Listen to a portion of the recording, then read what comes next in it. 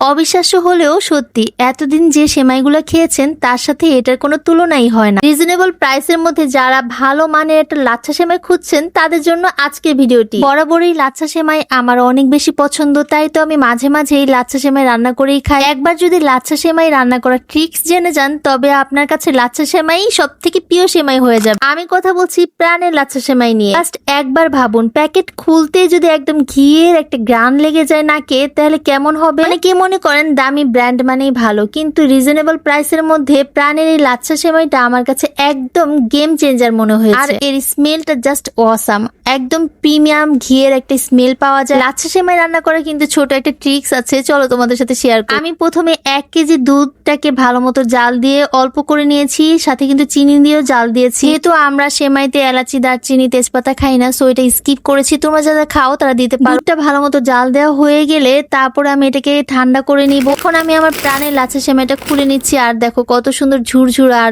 ঘিয়ের একটা স্মেল আসতেছিল। সেমাইটা খুলে একটা বাটিতে সুন্দর করে সাজিয়ে নিব, তারপর এটাতে দিয়ে দিব ঠান্ডা করা দুধ। জাস্ট দুধটা দিয়ে বেশি নাড়াচাড়া করবা না, তাহলে কিন্তু সেমাইগুলো হালুয়া হয়ে যাবে। আর আমার কাছে হালুয়া সেমাই একদমই ভালো লাগে না, আমার কাছে একটু ক্রিস্পি থাকলে ভালো লাগে। সেমাইটা দুধে মিশানোর পর আমি এটাকে আধা ঘন্টা বা 1 ঘন্টা ফ্রিজে রেখে দিব। আমি actually most of the time ঠান্ডা সেমাই খেতে অনেক বেশি পছন্দ করি। তোমরা চাইলে এটাকে বাইরে রেখেও খেতে পারো। তারপর এটাকে বাদাম দিয়ে পরিবেশন করে নিব। উফ, কি যে মজা ছিল।